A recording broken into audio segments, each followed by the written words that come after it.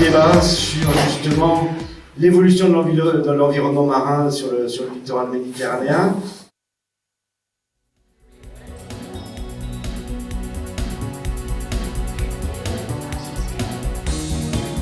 Années 80, c'est l'alarme en Méditerranée.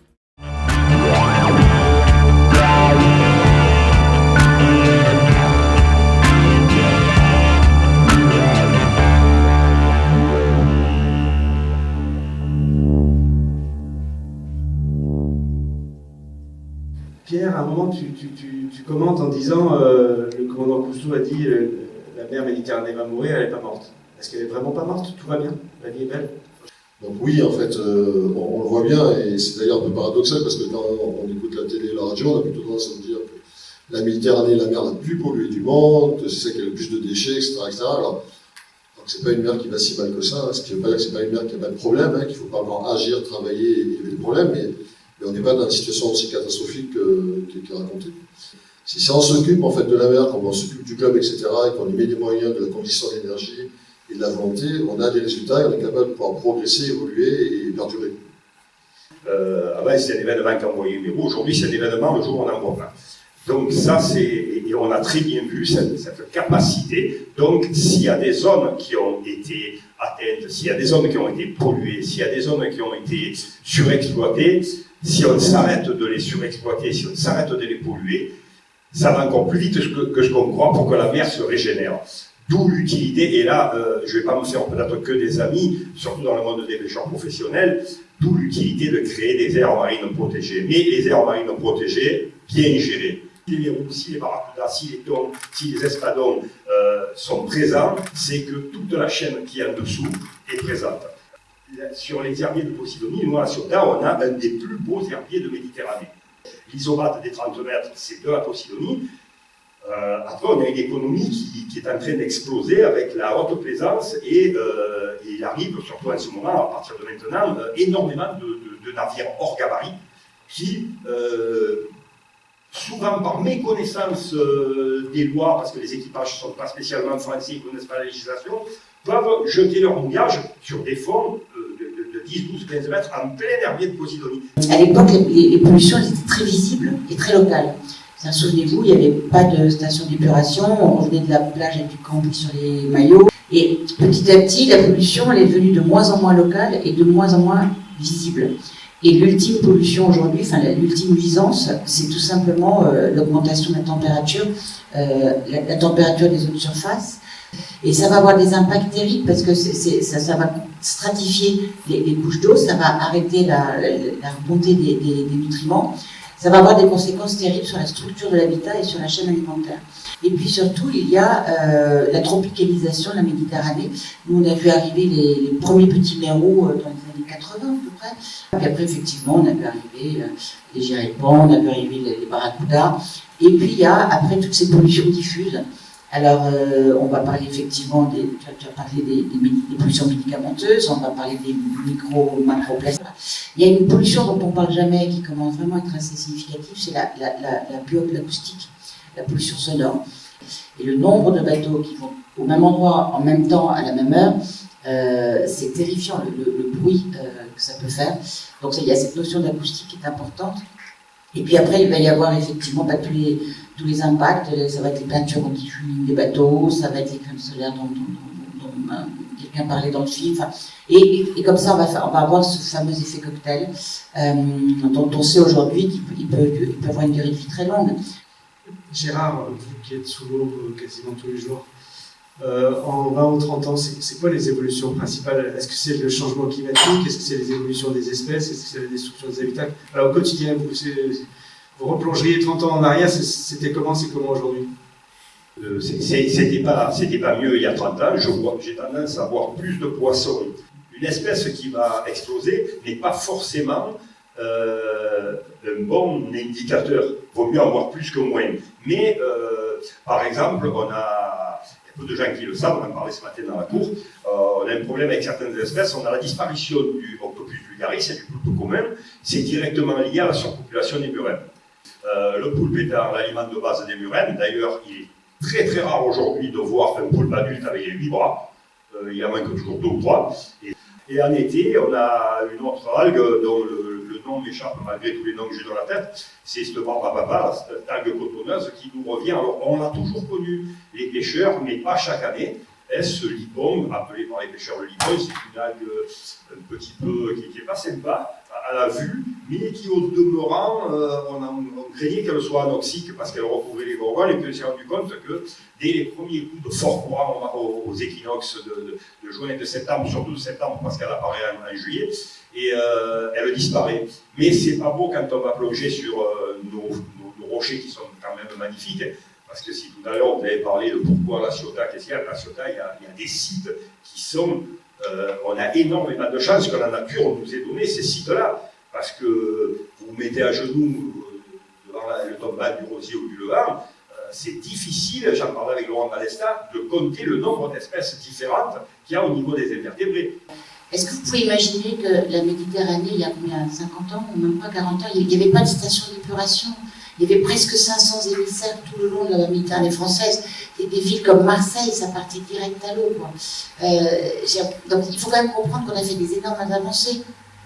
Quand on va se promener un peu sur la rive sud et qu'on voit l'état des ports dans la rive sud et des ports dans la rive nord, on a eu Ramoge, on a le Saint-Pierre Pelagos, on a eu la loi sur le littoral, on a eu tout simplement les collectivités qui ont fait le tri sélectif, l'éducation à l'école, la présence responsable, les pavillons bleus. Enfin, sincèrement, quand on voit tout ce qu'on a fait et le résultat que ça a donné, surtout, je pense qu'on peut être optimiste et on a juste qu'une envie, c'est de partager ces bonnes pratiques et ces façons de faire. Mais moi, je trouve qu'on va vers du mieux, mais qu'il faut vraiment accélérer la lutte contre les changements climatiques. Là, on a plein de questions qu'on ne maîtrise pas. On évoquait les espèces d'algues. Aujourd'hui, en Méditerranée, il y a plus de 220 espèces d'algues qui ne sont pas méditerranéennes.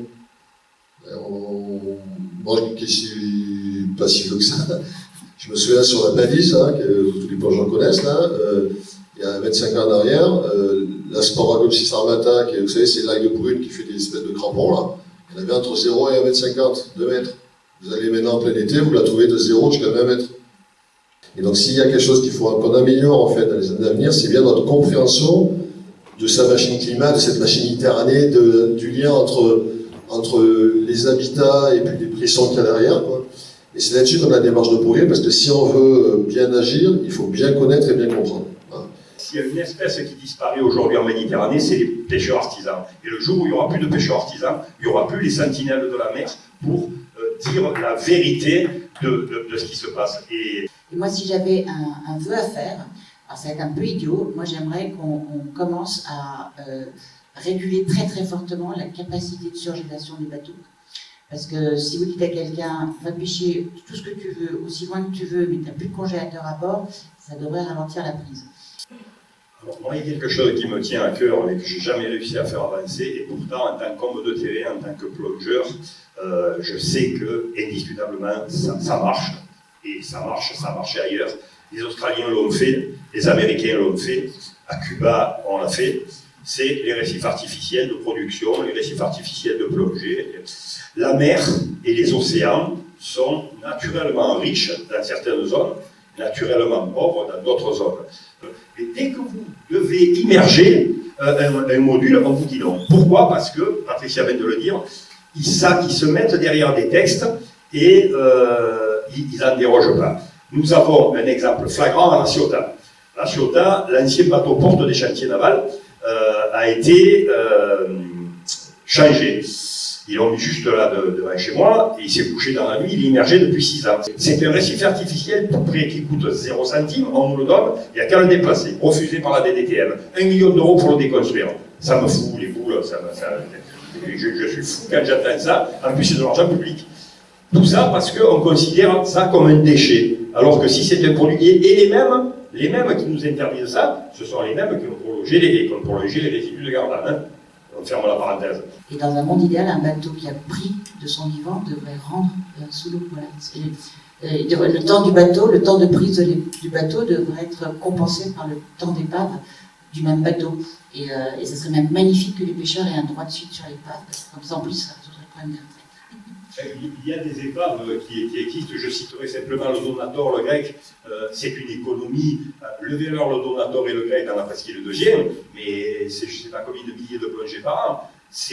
Et ces bateaux, ils n'ont pas demandé l'autorisation de couler. Le bananier au large de la Ciotat, quand il s'est pris le suppositoire par le travers, là, qu'il est descendu la torpille, il a coulé. Bon, là, il est un peu profond, malheureusement, il y a des gens qui sont morts en voulant plonger dessus, mais c'est quand même une épave, quand vous voyez les images du bananier d'Estambuc, c'est à couper le souffle, c'est bourré de poissons. Mais on n'a pas compris que si on recréait ça, ben, ça ferait quelque chose de bon, et ça compenserait un peu la bétonisation. On va faire une pause pendant un quart d'heure, 20 minutes, et on se retrouve là à 16h pour poursuivre dans le cadre du prochain débat, l'atelier qui sera l'impact de l'homme sur les océans.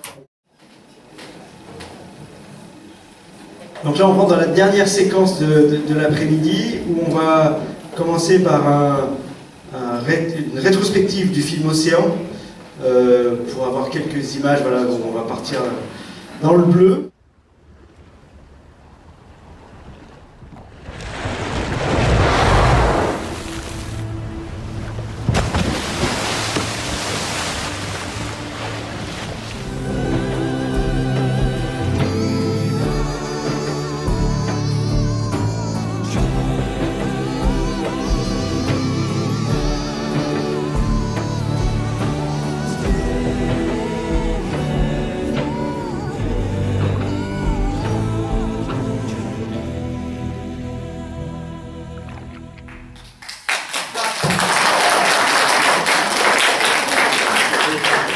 Le petit 0,8% de la superficie des océans, la Méditerranée, 7% des espèces marines. Vous voyez, il y a une concentration, il y a un truc incroyable chez nous. On a une chance et donc une responsabilité merveilleuse. Je pense qu'il va falloir commencer à regarder l'eau autrement. Je pense que nos arrière-petits-enfants rigoleront quand on leur disait que quand on faisait pipi popo, c'était 30 litres d'eau. Parce que c'est sérieux quand on y pense, quand même. Alors je sais que nos arrière-grands-parents, c'était la cabane au fond du jardin, mais il est temps d'y retourner quand même, parce que c'est pas possible. D'autant plus qu'on se sert de l'eau propre pour envoyer ailleurs quelque chose qui pourrait avoir une valeur formidable. Hein. Qui fait des économies d'eau là, trop là? Qui ferme son robinet, machin, etc. 2, voilà. On est combien? 3, 4? Ah, il y en a plus. Ce que je veux dire, c'est qu'en fait, ça commence par nous, en fait. On a toujours le sentiment que la pollution, c'est les autres, mais finalement, c'est nous qui sommes producteurs de notre propre pollution, quoi. Et en plus, on a une particularité aussi dans les pays du Nord et qu'on n'a pas dans les autres pays, c'est qu'on nous a appris à nous débarrasser de nos problèmes. C'est-à-dire que les eaux usées, qu'est-ce qu'on fait? De toute façon, la vaisselle est branchée sur un collecteur, je ne sais pas où ça va, je m'en fous. Les toilettes, je ne sais pas où ça va, je m'en fous. La vaisselle, je ne sais pas où ça va, je m'en fous. En plus, je paye une taxe, donc je ne vais même pas m'occuper, c'est à toi de s'en occuper. Les déchets, c'est pareil. Hein. Les déchets, vous mettez dans la poubelle, puis c'est plus votre problème, c'est géré par ailleurs. Ben, tout ça fait que finalement, on a une relation par rapport à ça qui est complètement différente d'une partie des riverains de la Méditerranée, quoi. Mon but, je ne suis pas scientifique. Voilà. Moi, je suis une technicienne de la mer. Je sais travailler sous l'eau. J'œuvre tous les jours à ça, dans la pollution, donc dans des milieux où on essaye de faire changer des idées, participer des enseignes qui sont donc très difficilement modifiables dans leurs idées, mais on essaye de proposer des prestations différentes qui vont prendre en compte les impacts sur l'environnement. Et donc, quand j'ai créé l'association, en tant que non-scientifique, j'ai voulu avant tout que Spéron Marais soit le rassemblement de plusieurs autres associations. Je pars du principe où l'union fait la force. Voilà. Je vais m'entourer de sachants, voilà, des sachants qui sont dans la salle de partout, et on va décider ensemble de mener des actions, notamment avec des écoles, parce que les enfants sont notre futur. Voilà, c'est leur regard qui compte, donc les enfants énormément. Mais quelle est la spécificité de l'océan de vie? Ça travaille où? Sur quel sujet? Ça fait quoi? Le rôle premier de l'association Un Océan de Vie, fondée par René Euzet, c'est de s'appuyer sur des films, des images. Vous avez vu, hein, le film Océan, il est autoporteur. On vous présente, via des images, des films, la beauté du monde marin et du monde sous-marin. À nous de savoir ce qu'on veut en faire. Donc il faut informer, ça c'est hyper important. Et tout le monde n'a pas l'accès à l'information. Donc on intervient en effet via le biais de ces images. On intervient également au sein des écoles du monde entier.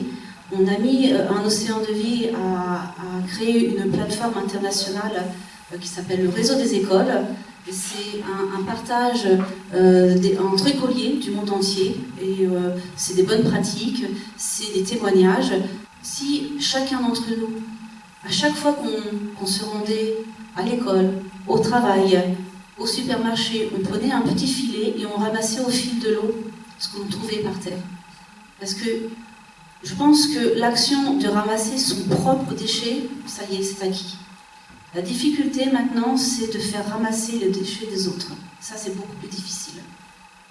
Je pense qu'il faut qu'on ramène un petit peu au cœur des villes et au cœur des zones urbaines nos productions alimentaires, nos productions maraîchage. Et ça, d'abord, ça va créer des jobs, ça va faire de la souveraineté. Et ce sont des modèles qu'on peut mettre en place. Voilà, l'agriculture urbaine, c'est quelque chose qui marche pas mal. Et en effet, aujourd'hui, il faut essayer d'arrêter de consommer du plastique, ne serait-ce que via les bouteilles d'eau, comme on évoque à l'instant, via du verre ou des gourdes que l'on utilise N fois derrière. Il faut pas utiliser du jetable. Il y a des bons plastiques et des mauvais plastiques. Il y a des plastiques qui se recyclent très bien. Il y a des plastiques qui se recyclent très mal. Mais on a besoin de plastique pour faire des tuyaux de canalisation. On a besoin de plastique dans les hôpitaux.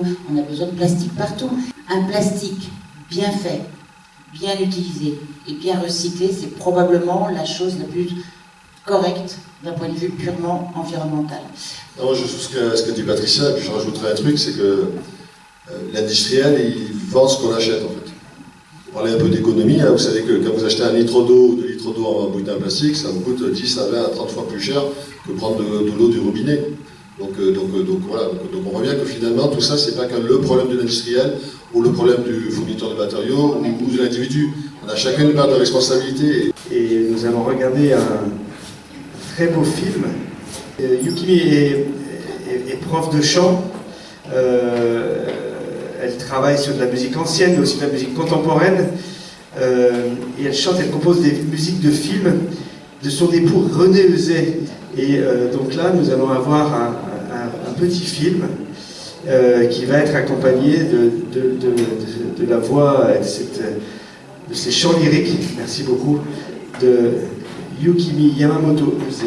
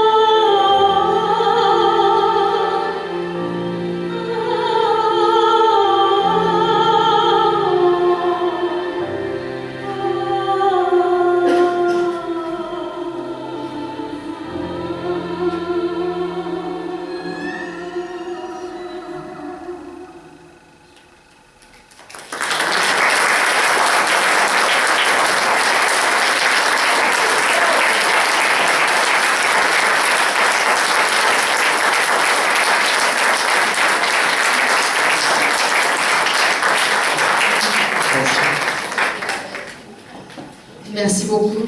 Comme René n'est pas là, je parle un peu sur ce film. évidemment, ce sont des films de René. Je ne dirais pas de défendre la nature, je dirais respecter la nature et tous les êtres vivants. En fait, en respectant la nature, nous nous respectons.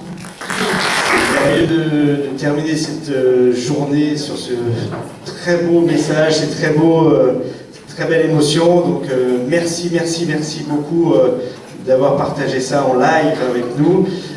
Ça nous a fait du bien.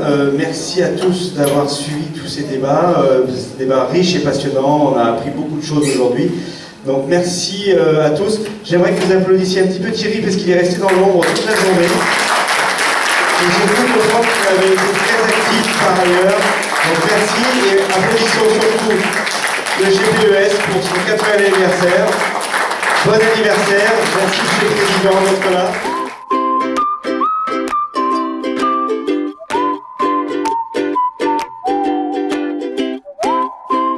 Le bilan de la journée, il est vraiment très intéressant parce qu'on part de quelque chose très fort qui est un anniversaire, c'est le 80e anniversaire d'une association, c'est rare de nos jours, une association qui est active dans plein de sujets, qui a traversé plein de périodes et qui reste aujourd'hui une référence dans tout ce qui est milieu sous-marin, que ce soit pour le plaisir, le loisir, la chasse sous-marine, mais aussi la recherche et les sciences. Et ça fait le lien avec ce qu'on a vu cet après-midi, où on a fait des tables rondes avec différents acteurs, des spécialistes, des experts, et on a partagé un constat qui est loin d'être pessimiste, basé sur le pessimisme qu'on a eu il y a 20 ou 30 ans. Les choses bougent, on est plus nombreux autour de la Méditerranée, mais malgré tout, il y a plein de choses qui s'améliorent. Donc ça veut dire qu'on a su agir sur les bonnes choses. Moi, je reste très positif, effectivement, sur l'avenir de notre Méditerranée. Et je pense que les plongeurs ont encore de belles années devant eux à aller plonger et voir quelques poissons.